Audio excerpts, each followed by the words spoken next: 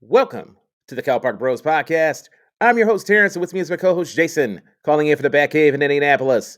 Jason, how are you, my good man? Hey man, it's another good week, despite the second week in a row of a wardrobe confusion by one of us, not me.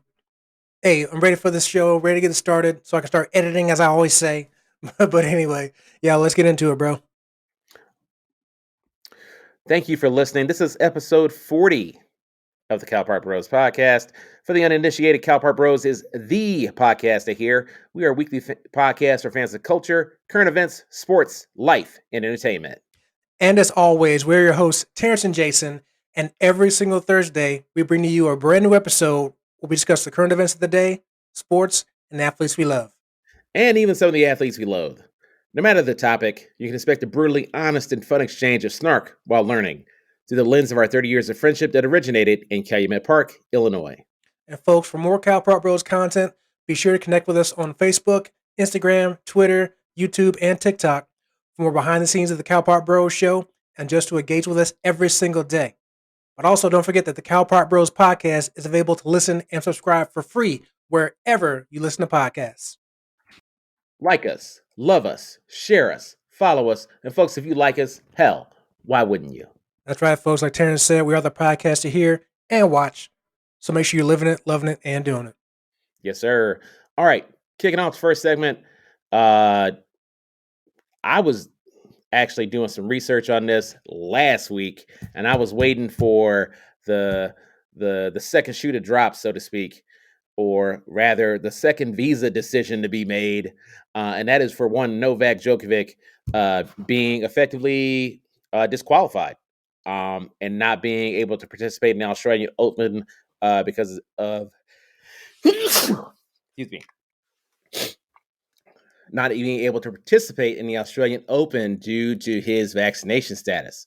And I'm referencing an article on CNN, and this was actually came out on Sunday, January 16th. Here's what we know: Novak Djokovic and Australian Open timeline. So this is basically a saga that started all way back in November of 2021, where Novak Djokovic is effectively granted an Australian temporary entry visa to compete in the Australian Open. And listen, this is a tournament he's done well in over the years. He's won it 9 times. And then in late November, an Australian health minister, Greg Hunt, reportedly writes to the tournament director of the Australian Open, stating that a COVID-19 infection alone in the past 6 months without full vaccination does not meet the requirements for quarantine-free entry into the country. Now, fast forward to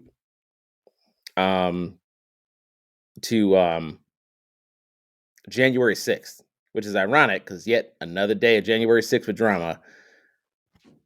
Djokovic is in Australia at that point. He's left Spain the day previously. His visa is canceled by the Australian government, and he's taken to a temporary detention facility in Melbourne, according to an affidavit. Now, Djokovic then proceeds to appeal this ruling, and I believe some sort of immigration judge effectively overrides the cancellation of his visa and orders his release from detention. The judge, however, says the Australian immigration minister still has the right to deport the tennis star. Now, fun fact, while all of this is going down, some information comes to light about Novak Djokovic's travel declaration. Anytime you travel out of a country, you typically have to make some sort of declaration about, like, hey, where have I been? What am I bringing with me? What I'm taking with me or I'm bringing back or what have you. And effectively, what was found out, Jason, is that there was inconsistencies where Novak Djokovic was the 2 weeks prior versus what he actually filled out on this damn form.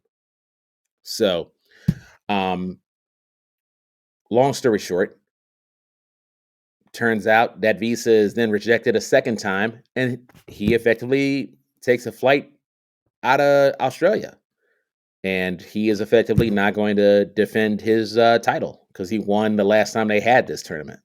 So I know you read up on this a little bit earlier this week. What are some of your thoughts as the way this played out? I mean, to answer that question, I think it was pretty cut and dry. Like I said, originally, like you said, back in November, he was granted the temporary visa, probably like normal. Um, but later in that month, the Australian, what was it, the tournament directors and the government of Australia basically changed the kind of the ruling when it comes to people who aren't vaccinated and testing positive within 6 months prior to the date of entry. There was that also issue with him as well. And there was some confusion in December when it comes to him having a negative test for a rapid test and a positive PCR test, blah, blah, blah, blah, blah, blah. And then as you mentioned, I'm not gonna say he lied, but basically putting the wrong information on, like I said, the documentation when it comes to him, not being in any other countries, even though he was in two other countries or at least one of them the day before coming to Australia. So so go figure. Um, so yeah, I mean that's really what got him. So far as the process and how it played out is what it is. As we've seen from Australia and another country we'll mention later, they are taking their stance seriously when it comes to keeping COVID out of their country. Now, obviously, they're still dealing with a surge like we are, but still, they're handling things a lot differently. They put a lockdown on the country, saying, "Hey, you ain't coming in if this, that, or the other." People actually left Australia prior to all this with the plans of not coming back until it's over because of that. Um, but like I said, how it played out is what it is. No special treatment for Novak, even though he's a big star, which I think is great publicity for Australia to say, "Hey, no one gets a pass on this, not even the great legendary tennis star Novak Djokovic, somebody like you said has won this event 9 times, right? So they'll have every reason to say, you know what, we'll make an exception for this guy because we want him to win his 10th in a row because it makes us look good on that front." So, but they didn't do that. So and then send him out. I believe on the 16th of January, which I believe was on the first day of the first round of the Australia Open actually took place. He's not going to be in it. He'll be sitting at home watching. So, I mean, it is what it is. Again, I don't want to say he lied on the documentation. I'm not sure if somebody else maybe filled it out and I don't know. I can't get in his head and say he just deliberately lied. But it is, Right. That's but it is kind of funny that he was in a different country the day before in Australia, and all of a sudden he wasn't nowhere else. So that does seem kind of funny to say. I know I want to say he lied about it, but that is kind of funny if somebody wants to say he wasn't lying. He just made a mistake. Well, it ultimately, whether, and listen, whether you've got people to submit this paperwork for you or not, it's kind of their responsibility. Number one, to you, the the uh, the high profile individual, it's in your best interest to make sure they get the shit right, and also ethically, it's in everyone's best interest to get that right because it's not a good look. You can't say, "Hey, I can't believe you guys are scrutinizing my application," when you are arguably the greatest tennis player of your generation. You know, people know who you are. And so with that high profile is going to also involve some higher scrutiny, and not just for this Australian Open. Shit, Novak might be not able to participate in the next Australian Open because this deportation decision typically means you can't come back for 3 years. wow, I didn't catch that. Wow. Well, but now you say he may not be able to come back. Does that mean there's a chance he could, based on certain factors, or what? 'Cause I didn't hear this. That's a good tidbit there. I didn't know. Well, Jason, that's part of typically when someone deports you like this, Mm-hmm. at least in within Australia. Mm. Everything I've looked up, it appears that it's not just you can't basically get to the back of the line and say, hey, forget that last time I got rejected. It's There may be some longer term implications other than just this particular tournament, is what I'm trying to say. And that's fine. But I'm just my question was, it's still possible he could come back within 3 years, depending on certain things. Correct? Uh, who knows? Okay. I'm basing that off of the fact that this man was told the this man was told at least no by two sets of people. Don't bring your ass over here. Um, or at least you're not going to be playing in this tournament. And so I imagine he may try again next year. Time will tell if that actually holds up. Well, and this is going to go into something else we're going to talk about later in this topic, but it also kind of depends on what the country's stance is on when it comes to these COVID policies. Because yeah, I agree with you, things could change, but by next year, again, like we always keep saying, is this even going to be a thing for Australia at least next year, where it's not going to be a big deal anymore when it comes to entering or leaving the country, because of COVID or anything. So that could be a factor as well. Yeah. Um, but again, that's a whole year away. So we'll see. Hopefully, again, we're not entering year 4 of this pandemic. But hey, you know. But yeah, another thing I found interesting, and again, kind of go back to what I was saying before, is that they kept saying that Novak was sent to a basically a like a detention center while all this stuff was kind of playing out. And when I heard my first thought when I heard that was when I hear detention center, like as it's used here in this country, it sounds like jail or prison or somewhere It like boy, it oh boy was sent not off to a that. de- It's a motherfucking hotel, dog. I'm not saying that. I'm just saying when I hear detention center, that's what I think of.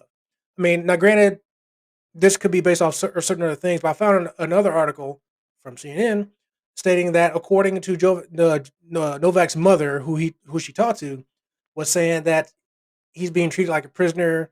Yes, it is a hotel, but it's like a small room. That's there's no luxuries, which obviously, but small room, food is terrible, so forth and so forth. Um, Novak's mentioned some of the conditions of the place, which I don't need to go into, but I just found it interesting. And again, not saying it's wrong or good, but I found it interesting that that's so the path they chose to send him to a place like this, even though it's not like he did anything criminally wrong. And again, I'm not saying it's prison or anything, but I found it interesting they still sent him down this path. And it's probably, yes, the same path they'll send anybody else going to the same situation, which again is also good that even though he's clearly a celebrity, an athlete, star, whatnot, they still said, this is how we handle things. So you're no different. So there you go. And I'm sure this is even the case too because of COVID, because again, they're trying to protect their country from COVID. At least people from the outside are bringing that stuff in. So maybe this is the way they quarantine people too. So who knows? But I found that pretty interesting there. Um, but another thing I'll go ahead and say when it comes to the future of him in playing, the next Grand Slam I believe coming up is the French Open, which isn't until May. But the French government has already told him that as current rules stand, based off the new law they just passed, and this for the entire country, which again impressive, that basically nobody who's unvaccinated can enter into any facility, including sports arenas, if they're not vaccinated. And that includes players, spectators, officials, event staff. If you're not vaccinated, you ain't getting in. Now, Novak Djokovic obviously is very famously not vaccinated. Of course, he could always change that between now and May because missing game checks or match checks that matters, right? That may affect people's stance on certain things. Now, obviously, things like I said about Australia, things can change by May. This is something they could get lifted, because that's what's that, 4 months from now. You know, things could change. 4 months, maybe not, but is what it is. But that's his next thing. He's in a tie right now with and Roger Federer and Rafael Nadal when it comes to the overall record for Grand Slams at 21. So he only needs to one to break it. So him not playing in this didn't help that. Obviously, they're still in the tie, and he misses the French Open. Same thing. Now it's fair to say, even if he doesn't play in these this next event either, he's still gonna have a chance to break it once all this COVID stuff's over. I know one of the other Grand Slams is in New York, which also has their own thing about athletes not being, being able to enter their venues without being vaccinated. So, uh, and obviously the other one's Wimbledon. Um, and I know Europe or England has been dealing with their own situation, so who knows what's going to happen with that. So, um, I love to think that obviously we'll be over all this stuff, but there's a possibility potentially if this keeps going, as far as the pandemic and stuff and surges, that he may not play any Grand Slams at all this year, based off where they're located. So, knock on wood. Hopefully that doesn't happen, not necessarily for his sake, but for the world's sake about moving past this. But that's basically the next recent playing future when it comes to the major tournaments for Djokovic. So the Joker. Yeah, at this point in his career, I mean, he's 34. The record and building on that legacy is, I mean, there's no Father Time's undefeated. So whatever concerns he has about the vaccine, he's gonna have to do some decision making because there's only so many opportunities to actually win Grand Slams. It's not like picking up the slam at Denny's, okay? So, or you can get a crack at that every day. No, there's only 4 opportunities in a calendar year, so he's gonna have to do some soul searching because it's his legacy.